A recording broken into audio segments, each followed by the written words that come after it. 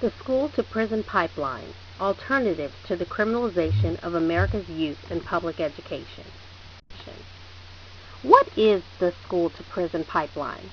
Webster's dictionary defines a pipeline as a conduit, route, channel, or process along which something passes, often underground and over long distances. Thus, the school-to-prison pipeline is a route by which students are passed along within the public school system. This process is underground, reliable, and occurs throughout the student's school career until they drop out or are pushed out due to these circumstances.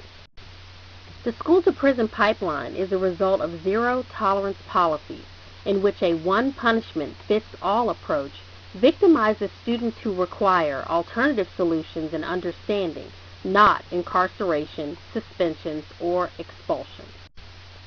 Students within this pipeline experience will receive a misdiagnosis from special education services or a lack of treatment after suspension or expulsion when other issues are present, and a lack of adequate special education services once a diagnosis has been confirmed.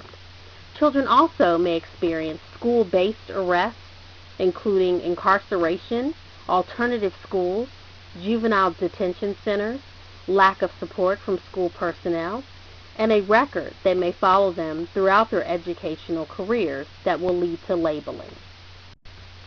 Did you know African American students are twice as often suspended or expelled from school than their white counterparts? African American children are also twice as likely to repeat a grade. In an average school year, 49% of students are given out-of-school suspensions for a minimum of 5 days. 31% are expelled. 20% are transferred to alternative programs. Yet, 78% of schools consider their policies acceptable. But children who are suspended or expelled are often from a population that is the least likely to have supervision in the home. So where do these children go? African American males have a 1 in 3 chance of being incarcerated, while Latino youth have a 1 in 6 chance, and Caucasian males have a 1 in 17 chance. For African American males, this is nearly 6 times the rate of their white counterparts. States spend nearly 3 times as much per incarcerated prisoner as per public school student. 2/3 of incarcerated youth have mental health disorders, and 1 in 5 have been characterized with severe disorders. Most are left untreated. Zero-tolerance policies in public schools today now resemble the process towards the adult criminal justice system. So what are the alternatives?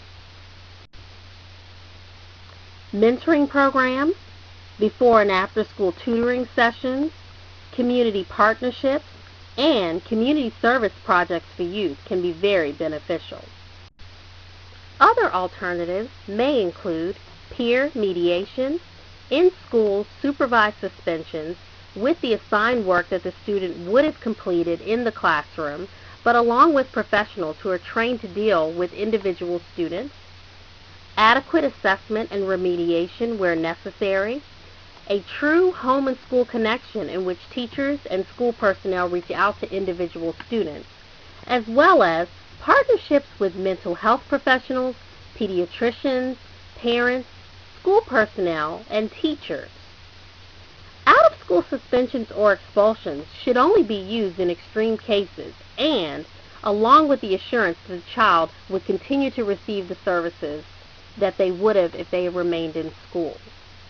According to the Children's Defense Fund, this epidemic is so alarming that they have renamed this phenomenon to the cradle-to-prison pipeline, since a disproportionate number of African American students, largely male, have been miseducated, misdiagnosed, mistreated, and misunderstood since birth.